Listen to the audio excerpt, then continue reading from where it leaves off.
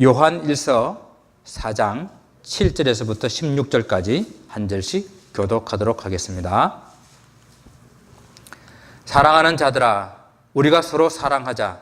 사랑은 하나님께 속한 것이니 사랑하는 자마다 하나님으로부터 나서 하나님을 알고 사랑하지 아니하는 자는 하나님을 알지 못하나니 이는 하나님은 사랑이심이라. 하나님의 사랑이 우리에게 이렇게 나타난 바 되었으니 하나님이 자기의 독생자를 세상에 보내심은 그로 말미암아 우리를 살리려 하심이라. 사랑은 여기 있으니 우리가 하나님을 사랑한 것이 아니요 하나님이 우리를 사랑하사 우리 죄를 속하기 위하여 화목 제물로 그 아들을 보내셨음이라. 사랑하는 자들아, 하나님 이같이 우리를 사랑하셨은즉 우리도 서로 사랑하는 것이 마땅하도다. 어느 때나 하나님을 본 사람이 없으되 만일 우리가 서로 사랑하면 하나님이 우리 안에 거하시고 그의 사랑이 우리 안에 온전히 이루어지느니라. 그의 성령을 우리에게 주심으로 우리가 그의 안에 거하고 그가 우리 안에 거하는 줄을 아느니라. 아버지가 아들을 세상에 구주로 보내신 것을 우리가 보았고 또 증언하노니 누구든지 예수를 하나님의 아들이라 시인하면 하나님이 그의 안에 거하시고 그도 하나님 안에 거하시느니라. 하나님이 우리를 사랑하시는 사랑을 우리가 알고 믿었노니 하나님은 사랑이시라. 사랑 안에 거하는 자는 하나님 안에 거하고 하나님도 그의 안에 거하시느니라. 아멘. 교회 시작과 함께 선교에 적게라도 이렇게 동참할 수 있어서 참 감사를 드렸습니다. 조금 더 선교에 대한 관심과 비중을 높여가기를 원했었는데 그런 부분에 있어서는 좀 많이 부족하지 않았나 이렇게 생각이 듭니다. 우리가 사도행전을 사도행전 강의를 시작하게 될 때에 건강한 교회, 정말 주님께서 원하시는 그런 교회가 무엇일까 하는 그런 열망을 가지고 우리가 사도행전 강의를 시작했었고 또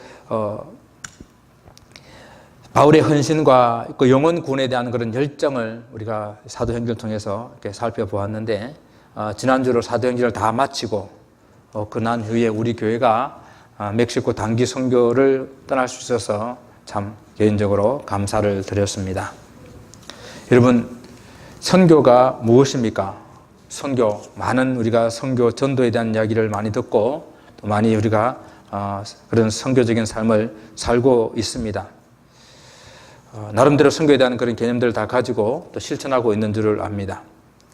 한때 선교가 아주 유행처럼 그렇게 번져가며 일어났던 적이 있었습니다. 미국도 1900년대에 교회 대각성 운동과 함께 이제 교단 중심으로 교회 중심으로 앞다투어서 아프리카 그리고 인도, 동남아시아 등지에 선교사를 파송했습니다. 그리고 한국도 1980년대에 아주 교회의 급성장을 이루면서 교회 선교의 열풍이 각 교단마다 교회마다 일어났습니다. 그래서 세계 선교 역사에 유례 없는 그런 교회의 급성장, 교회 부흥을 한국 교회는 이루었었고, 그리고 이 선교지도 미국 다음으로 많은 선교사들을 세상의 열방 가운데에 파송하는 그런 나라가 되었습니다. 그러나 지금은 한국 교회를 바라보는 우려하는 목소리가 많이 있습니다. 선교사의 숫자는 해마다 조금씩 늘어가는 거예요. 그러나 매해 연간 파송된 선교사의 수를 따지게 되게 되면 아주 급속하게 줄어가고 있고 2016년에 들어서야 다시 한번 정점을 찍어서 다시 서서히 올라가고 있는 그러한 추세에 있습니다. 그러나 더욱더 안타까운 것은 한국 교회의 부흥이 멈춰버렸다는 것입니다. 교회의 많은 젊은이들이 교회를 떠나버렸고 또한 예수님을 믿는다고 하는 사람들조차도 예수를 믿기는 하지만은 교회를 다니지 않는 소위 말하는 가나안 성도들이 많아졌는데 어느 통계에 의하게 되면 200만이 된다고 합니다. 한국의 200만의 사람들이 나는 예수를 믿어요 라고 말하는데 교회는 안 간다는 거예요. 선교를 이야기할 때에 레슬리 뉴비긴이라는 영국 선교사가 1936년 인도 선교사로 파송을 받고 떠났습니다. 그는 35년간 선교 사역을 아주 성실하게 감당하다가 1974년에 선교 사역을 마무리하고 본국인 영국으로 돌아왔습니다. 그런데 그가 영국으로 돌아간 이후에 그는 큰 충격에 빠졌습니다. 왜냐하면 그가 영국에 돌아온 후에 이 영국을 중심으로 한 모든 서구 세계가 이미 근대 과학적 그런 세계관에 완전히 잠식되어 가지고 교회가 무언지, 정말 신앙이 무언지 그 정체성을 다 상실해버리고 교회의 모든 힘이 없어버려진 무기력한 그런 상태에 이미 빠져 있었기 때문입니다. 교회 내는 젊은이들은 다 떠나가 버리고 노인들만 교회를 지키고 있었고, 이미 많은 교회들이 술집이나 아니면 모슬렘 사원으로 팔려버려서 교회가 텅텅 비어있는 모습을 보았기 때문입니다. 자기를 인도에 파송했던 그런 기독교 국가라고 여겼던 그런 영국이 이제는 더 이상 기독교 국가라고 말할 수 없는, 세상 그 어느 것보다도 시급한 그런 선교지가 되어 있었던 것입니다. 이러한 상황 앞에서 이 뉴비기는 당시로서는 상당히 파격적인 그런 발언을 하게 됩니다. 아시아, 아프리카 이런 광대한 지역에서 지금 하나님의 몸된 교회가 지속적으로, 하나님 나라가 지속적으로 심지어 눈부시게 이렇게 성장을 하고 있지만, 그런데 서구 문화에 지배하는 그런 지역들, 영국을 비롯한 그런 모든 지역들은 있는 그런 교회는 계속 쇠퇴하고 있으며 사람들은 정말 복음과는 상관없는 그런 삶을 살고 있어서 이제 이 땅이 선교적인 차원으로 다시 접근을 해야 한다라고 주장을 했습니다. 지금 한국도 정신을 차리지 않으면 동일한 길을, 같은 길을 걸어갈 수밖에 없습니다. 아니, 어쩌면은 이미 그 길에 접어들어서 깊숙이 들어와 있는지도 모르겠습니다. 또한 미국에 살고 있는 우리 한인교회들도 크게 다르지 않습니다. 이곳에는 이미 서구 사회 속에 살고 있기 때문에 그들의 문화적 영향을 우리는 많이 직간접적으로 받고 있어요.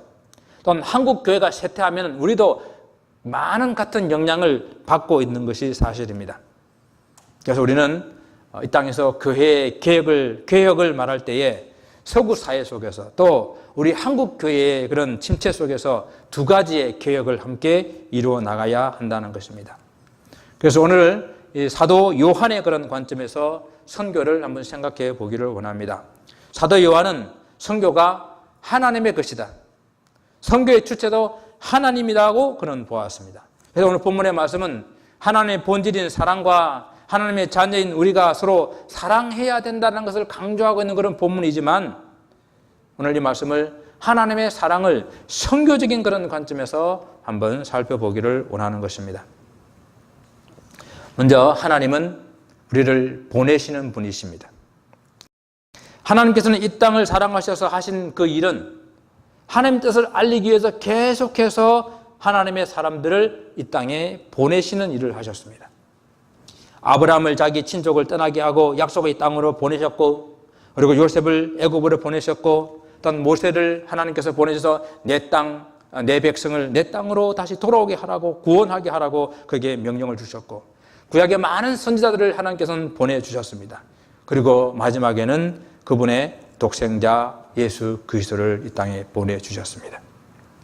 예수께서 이렇게 보내시는 하나님의 사랑을 그 비유를 통해 가지고 잘 이렇게 말씀해 주고 있는데, 마태복음 22장에 포도원 농부의 비유를 가지고 말씀해 주고 있어요. 하나님께서는 열매 거둘 때가 되어서 자기 종들을 농부들에게 보냅니다. 농부들이 종들을 잡아가지고 죽였어요. 돌로 쳤습니다. 그래서 또 주인은 다른 더 많은 종들을 농부들에게 보냈는데 그들도 역시 그렇게 똑같이 대우를 했습니다. 그래서 자기 아들을 보내기로 한 것입니다. 내 아들은 저들이 존귀하게 여겨주겠지. 그러나 이 포도원에 있는 농부들은 그 아들을 포도원 밖에 끌고 나가서 이는 상속자니 우리가 죽여버리자 하고 죽여버렸습니다.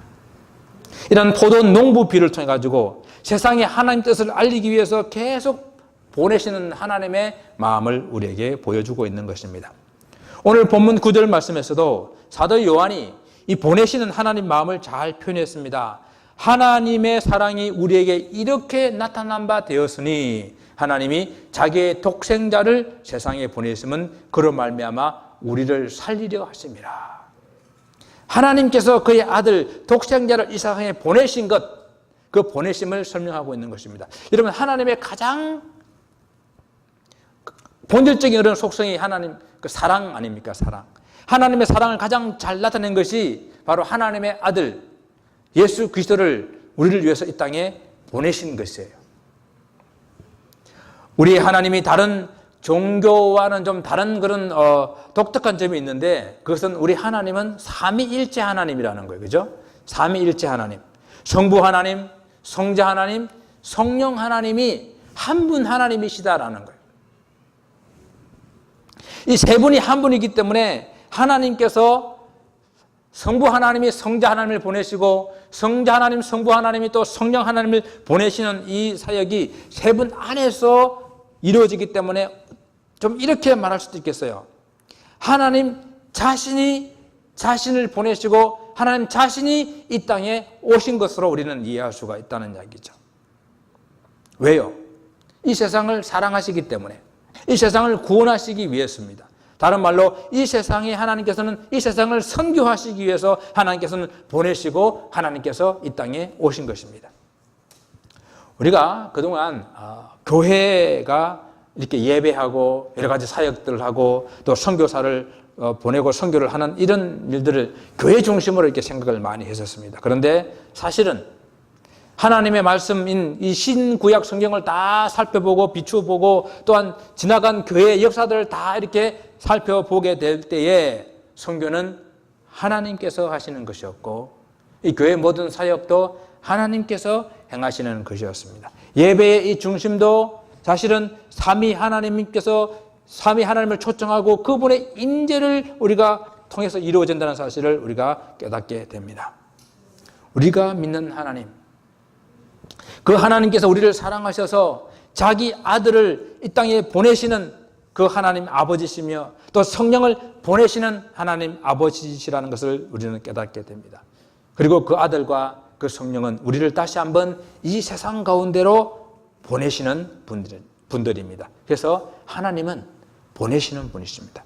이렇게 선교하시는 하나님에 대한 생각으로의 우리 교회가 우리의 생각이 전환되게 될 때에 이것이 교회의 선교의 기본 틀을 세우는 것이다.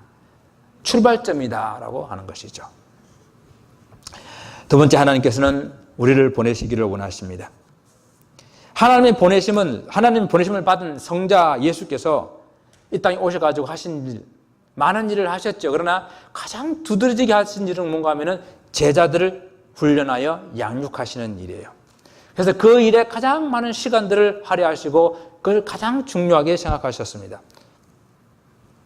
그래서 그들을 불러 모아서 양육하고 훈련하고 난 다음에 다시 무엇입니까? 그들을 세상으로 다시 보내기 위해서 그렇게 불렀다고 그랬거든요. 그래서 마태복음, 마가복음, 누가복음 동일하게 이 공간복음에서는 예수님께서 제자들을 불러서 같이 있게 하고 난 이후에 훈련하고 양육해서 다시 세상으로 보내신다라는 것을 말씀하고 있습니다. 마가복음 3장 14절 이렇게 말씀합니다. 이에 12를 세우셨으니 이는 자기와 함께 있게 하시고 또 보내사 전도도 하며, 주님께서 제자들을 부르신 이유는 같이 있으면서 훈련과 양육을 한 이후에 다시 세상으로 보내기 위함이라는 이야기입니다.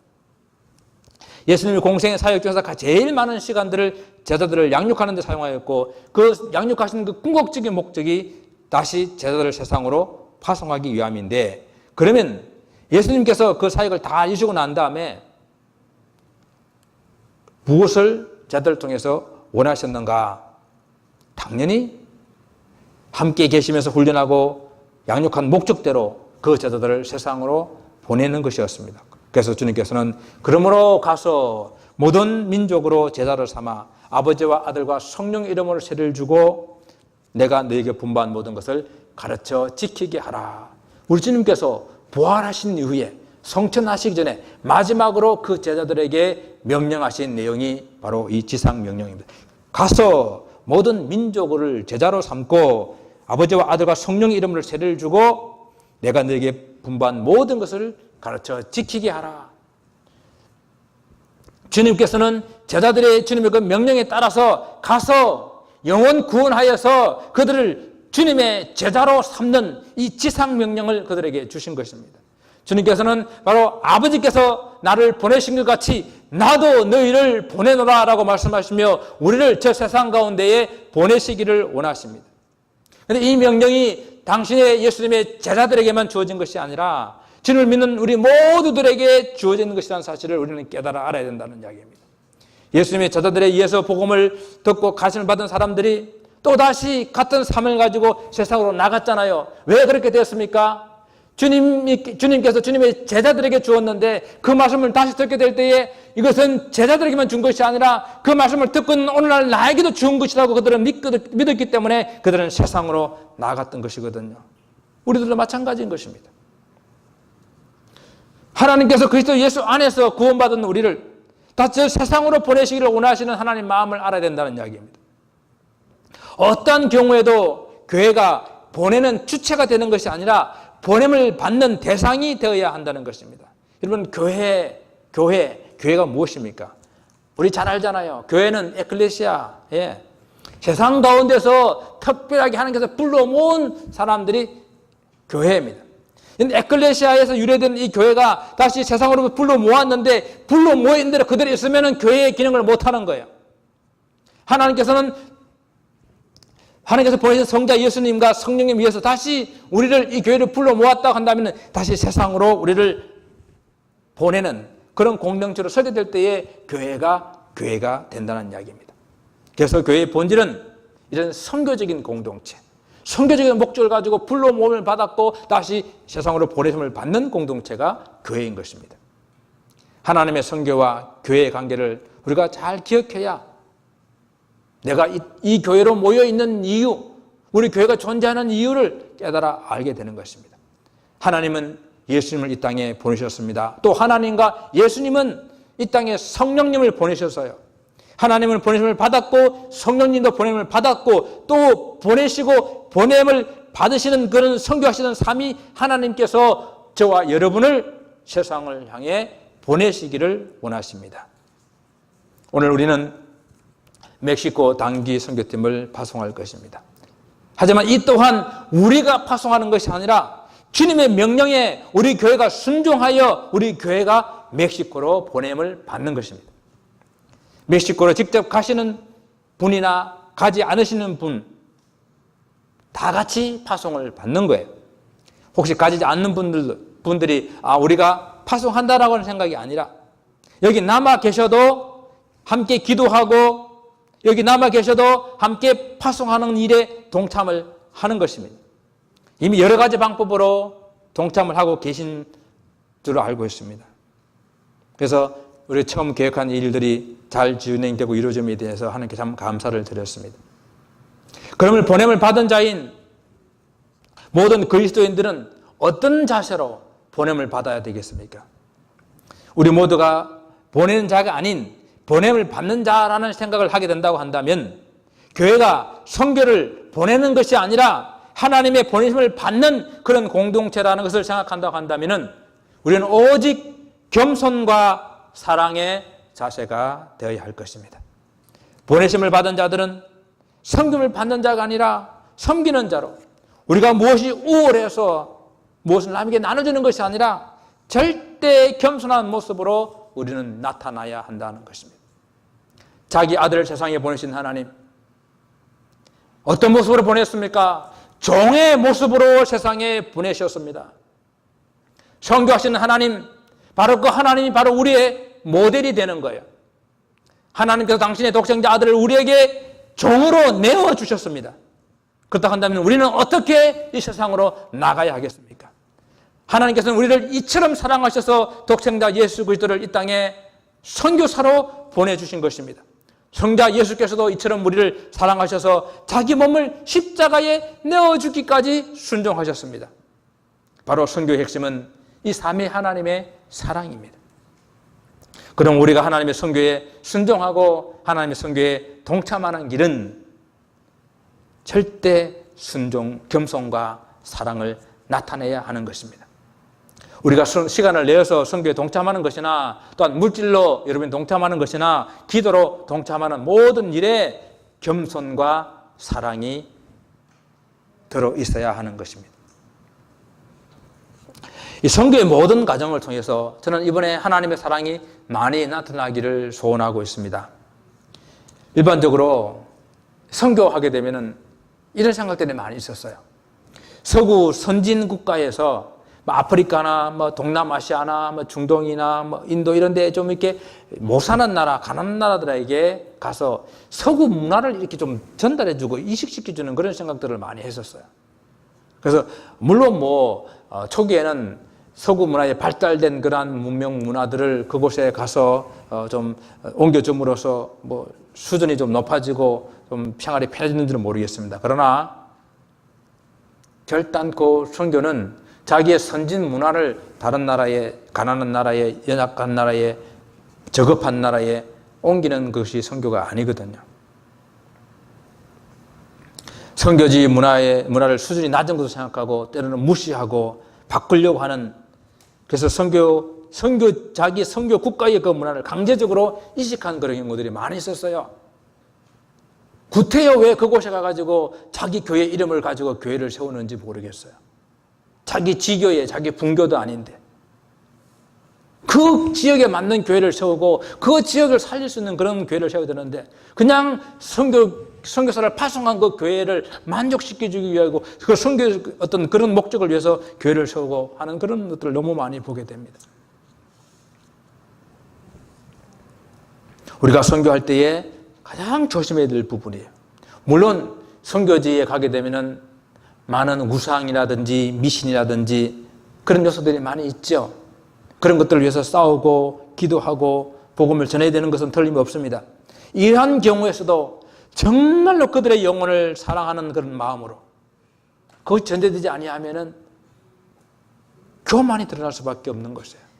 근데 우리 문화를 전달하는 그런 것밖에 될 수가 없는 거예요. 우리 잘 사는 것 좀 나눠주고 오는 것밖에 될 수가 없는 거예요. 선교에서 가장 잘 드러나고 전해져야 할 것은 이 하나님의 사랑입니다. 하나님은 그 자체가 사랑이십니다. 사람들에게 하나님을 전하고 알게 하려면 하나님의 사랑을 나타내 보여줘야 되는 것입니다.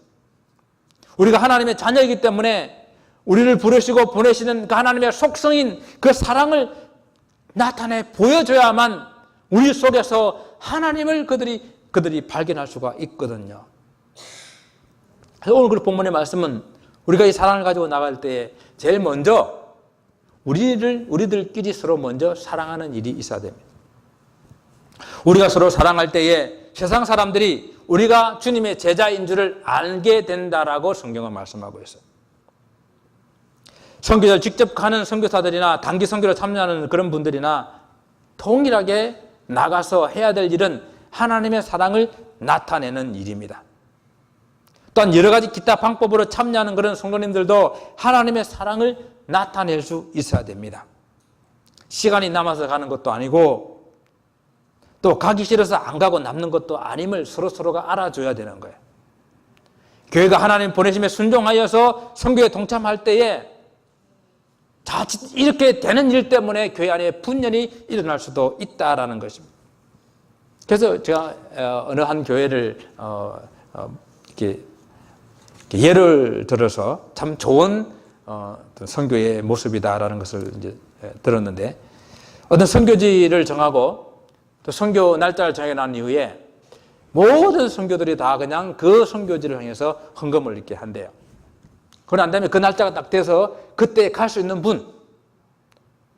그분들이 그 선교금을 가지고 떠나는 거예요.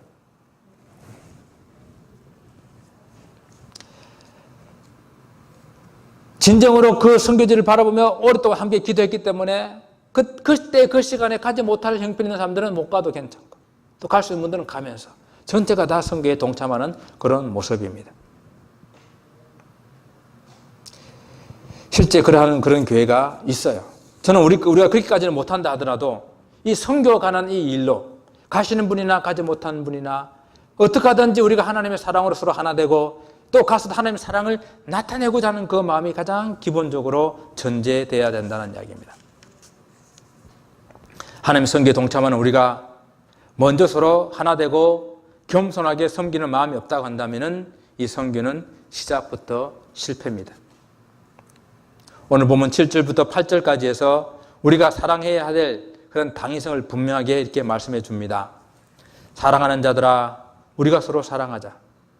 사랑은 하나님께 속한 것이니 사랑하는 자마다 하나님으로부터 나서 하나님을 알고 사랑하지 아니하는 자는 하나님을 알지 못하나니 이는 하나님은 사랑이심이라.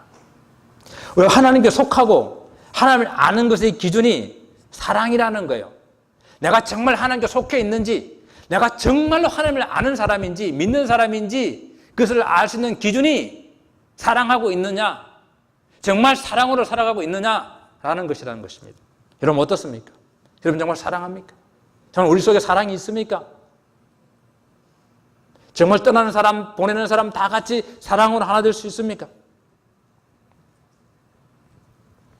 하나님에 속하고 하나님을 아는 기준이 사랑이라고 한다면 하나님의 본질이, 하나님의 속성이 사랑이기 때문에 우리가 하나님의 자녀잖아요.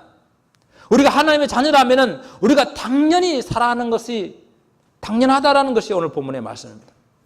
그래서 하나님께서 가장 기뻐하시는 이 선교를 향하게 될 때에 사랑, 아무리 강조해도 지나치지 않습니다. 이 사랑이 전제되어지고 사랑이 나타나야 하는 것입니다. 우리가 사랑함으로 하나님의 자녀가 되는 것이 아니라 우리가 하나님의 자녀이기 때문에 우리는 서로 사랑해야 하는 것입니다. 그래서 본문 11절에 사랑한 자들아 하나님 이같이 우리를 사랑하셨은즉 우리도 서로 사랑하는 것이 마땅하도다라고 말하고 있습니다. 우리가 사랑하는 것이 지극히 당연한데 왜 지극히 당연한 것이 잘 되지 않을까요? 사랑을 말로 설명하고 이론으로 가르치는 것이 아니라 삶으로 실천해 보여줘야 하기 때문에 그렇습니다. 선교팀이 물론 짧은 일정으로 우리가 다녀오는 것이지만은 우리 안에서도 서로 겸손과 사랑으로 이렇게 섬기는 일들이 많아지기를 원합니다. 선교 일정 기간 동안에 서로 겸손과 사랑이 실천될 수 있는 그런 삶이 될 수 있도록 여러분들도 계속해서 기도해 주시기를 바랍니다. 우리가 선교지 있는 사람들보다 무엇이 더 나아서 가는 것 아닙니다. 우리가 입으로 고백하는 바와 같이 정말 우리들은 나의 나된 것 다 주님의 은혜잖아요. 주님께서 받지 않은 것이 아무것도 없잖아요. 그래서 주님께서는 거저 받았으니 거저 주라고 말씀하십니다. 거저 주는 겸손한 마음으로 가셔야 되고 그 주는 모든 것들 중에서 하나님의 사랑이 나타나야 됩니다. 우리는 사라지고 우리 교회 이름도 사라져버리고 오직 하나님의 사랑만 예수 그리스도의 복음만 드러날 수 있기를 소원합니다. 여러분 TV를 보시는데 TV에 선전에 이런 선전이 있더라고요. 주겸 좋은 거 다 안다. 들어보셨어요? 구운 마늘 좋은 거 다 안다. 그 무슨 이야기입니까? 우리도 선교 좋은 거 다 알아요. 그죠? 또 선교해야 되는 거 다 압니다. 지금 사랑 말하는데 하나님이 사랑이신 거 다 알아요. 또 우리가 사랑해야 되는 것도 다 압니다. 알기는 하는데 이것이 실천이 되지 않는 것이 문제입니다. 그래서 오늘 본문 13절에 그 13절로 한 그 답을 찾아보기를 원합니다. 오늘 13절 말씀 우리 같이 한번 볼까요? 13절 같이 한번 읽어보겠습니다. 그의 성령을 우리에게 주심으로 우리가 그 안에 거하고 그가 우리 안에 거하는 줄을 아느니라. 우리 힘으로 선교하는 것이 아니고 우리 힘으로 사랑하는 것도 아닙니다. 우리가 주님 안에 거하고 주님께서 우리 안에 거하시게 될 때에 우리 힘이 아닌 주님의 힘으로 선교하고 사랑할 수 있다라는 거예요. 주님께서 주시는 힘으로 선교하고 주님 주시는 힘으로 사랑할 때까지 진정한 선교를 아는 것도 아니고 진정한 사랑을 아는 것도 아닌 것입니다. 성경 안에서 안다라고 말할 때에 이 안다라는 이 말은 그냥 지식적으로 아는 것이 아니라 내가 경험해 보았어. 내가 체험해 보아서 아는 것을 성경은 안다라고 말하고 있거든요. 그래서 주님께서 우리가 주님 안에 거하게 될 때에 진정 주님을 알게 되고 주님의 사랑을 알게 되는데, 이렇게 알게 할 수 있는 이 매개체가 뭔가 하면은 성경은 오늘 성령이라고 말씀하세요. 성령 하나님께서 우리를 하나님 안에, 하나님이 내 안에 거하게 하셔서 진짜 하나님을 알고 진짜 선교를 행할 수 있게끔 하신다고 말씀해 주고 계십니다. 하나님께서 성령을 우리에게 보내주심으로 이 일이 가능하게 되었습니다. 주님께서도 다른 보혜사 성령을 우리에게 보내주실 것을 말씀하시고, 또 보혜사를 너에게 주사 영원토록 너희와 함께 있게 하리니 그는 진리의 영이라. 세상은 너희 그를 받지 못하나 이는 그를 보지도 못하고 알지도 못함이라. 그러나 너희는 그를 아나니 그는 너희와 함께 거하심이요 또 너희 속에 계시겠습니다. 하나님께서 보내주시는 약속하신 그 성령, 예수 그리스도께서 보내주시겠다고 약속하신 그 성령, 그 성령을 통해 가지고 우리가 이 하나님 안에 거하고 하나님이 내 안에 거하시면서 우리가 이 사랑을 행할 수 있고 우리가 이 선교를 행할 수가 있습니다. 주님께서는 말씀하십니다. 내가 너희를 고아와 같이 버려두지 아니하고 너희에게로 오리라. 주님께서는 말씀으로 우리에게 다시 오셨고 성령으로 우리에게 다시 오셔서 우리와 함께 하시겠다고 약속하셨습니다. 이 보혜사 성령이 함께 하심으로 말미암아 우리가 사랑할 수 있어요. 사랑이 너에게 있는 것이 아니라, 너희가 하나님을 사랑한 것이 아니라 하나님이 우리를 사랑하셨다고 하셨잖아요. 그 사랑을 우리가 할 수가 있다고요. 그 하나님이 원하시는 선교를 우리가 할 수가 있다고요. 그래서 선교는요, 하나님의 것이에요. 선교의 주체도 하나님이세요. 교회는 하나님의 선교에 그저 순종하고 사랑으로 동참하는 것입니다. 교회는 선교사를 보내는 주체가 아니라 하나님의 보내심을 받는 곳입니다. 그래서 엄격하게 말하면은 이 선교는 하나님 주체이시기 때문에 하나님의 이 선교는 실패가 없는 것입니다. 하나님은 결코 실패하지 않으시는 분이시기 때문입니다. 선교하시는 하나님께서 동참하는 이 교회를 통해서 열방 가운데 있는 당신의 백성들에게 복음을 전하여 구원하시기를 원하시는데, 중요한 것은 얼마나 저와 여러분들이 이 주님의 명령에 잘 순종하느냐에 있습니다. 사랑하는 성도 여러분, 선교하시는 하나님께서 하나님의 선교에 당신의 자녀들을 부르시고 또 보내시기를 원하십니다. 어떤 모습이든지 그 부르심에 응답할 수 있기를 바랍니다. 어떤 모습이든지 그 보내심에 동참할 수 있기를 바랍니다. 물론 지금까지 여러분들 많은 선교에 이미 동참하시고 선교 사역을 감당하신 분들도 계실 것입니다.